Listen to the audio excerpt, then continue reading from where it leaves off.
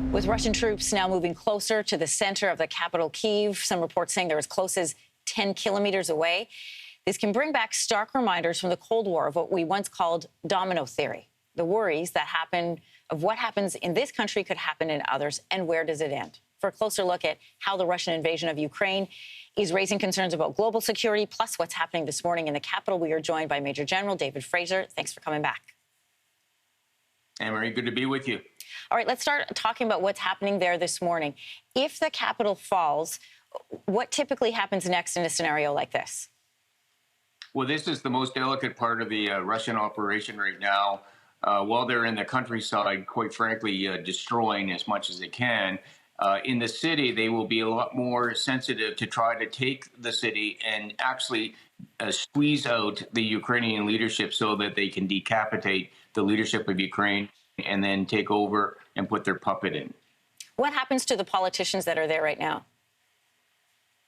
Well, as we heard from the president yesterday, I don't think their prospects of survival will be that good.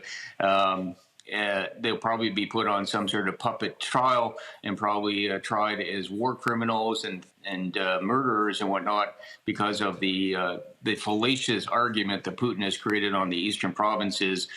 Their best chances are, and I would say from the president all the way down to all their cabinet ministers, is to probably have an exit plan. We learned that many people are trying to go to sort of the de facto capital now in the western part of the country, in Lviv. So what happens in the rest of the country when the capital falls? Do they continue to stand and defend? That will be essentially. So the Russians want to cut off the head so that there's no way that the rest of the body is getting guidance and direction. It'll end up that there will be isolated units that will fight. There will be partisan operations or whatnot. But quite frankly, then it's only a matter of time, if they can get rid of the head, that the Russians actually take over this country. And then what happens to the citizens? Well, and this is the tragic part of it. I mean, the Russians have actually deployed a degree of control over their operations, as we saw yesterday with the airborne troops at the airport. They've been very civil, but if the Russians start to incur a lot of casualties, they will turn very ugly, which means that the citizens are the ones that are going to suffer like they did in the Second World War and as they did during the Cold War. Ukrainians just don't fare out well when this type of operations are going on. I want to pull our focus out a little macro now. Russia's attack on Ukraine is Moscow's most aggressive action since the Soviet invasion of Afghanistan, and the biggest in Europe, we're learning, since the 1940s. How could this crisis shake up the security of the continent? Well, Putin's been rebuilding his defense forces since he took over, and this has been the penultimate example of what he's been able to do militarily and politically. So his aspirations are going to go much farther. This is not the end. So any of those new NATO nations that should be very, very concerned, like in the Baltic states or the Balkans, of where does he turn his attention to next, and that should be all of our concerns. Where does China stand in all of this? Well, I've read this morning that Xi was talking to Putin and urging him for negotiated settlement and whatnot. I don't trust either of these people. China has been supporting Russia. The sanctions should go again, not just to the SWIFT, but also to anything on the back door, including China. We should be putting pressure on China not to support the Russians. And where does China go next when they see if Putin does this? Do they go after Taiwan? This is the world's, right now, the world's most dangerous situation that I've seen in my lifetime. Explain for us then, so you've got, superpowers of China and of Russia. What would be would essentially be battling for the same thing? What would be the benefit of them joining forces together? Is it to take down the West?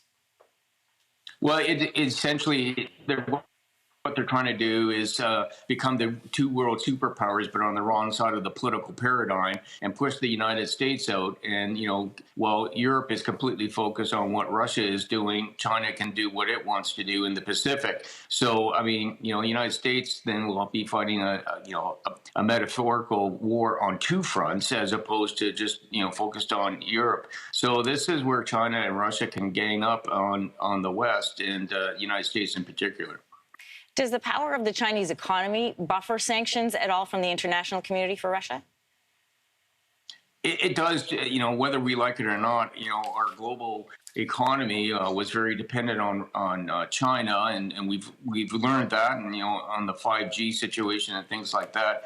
So China does have a bit of a buffer. Putin has created a buffer for this operation with his war kitty and the relationships he has with China, because they just bought some Russian wheat yesterday. So this has been a long time in coming, and this kind of shows us that we in the West and their democracies, we got to fight for our freedoms. We can't just take them for granted. We have about 30 seconds left, but I want to ask your insights as a Major General. Where should troops be headed next? Western troops be headed next? We should be all bolstering our defensive lines within NATO, because any of those countries that border on Russia or will be probably the likely targets of Putin's aspirations next. So we have to defend it by putting a lot of forces there to prevent him from thinking of crossing that Rubicon. Major General Fraser, our conversations are always enlightening, insightful, and surprising, and a lot to absorb. Thanks for being with us this morning. Anne-Marie, good to be with you. Hey, thanks for watching. If you liked this, be sure to subscribe here, or you can check out more Your Morning videos right here.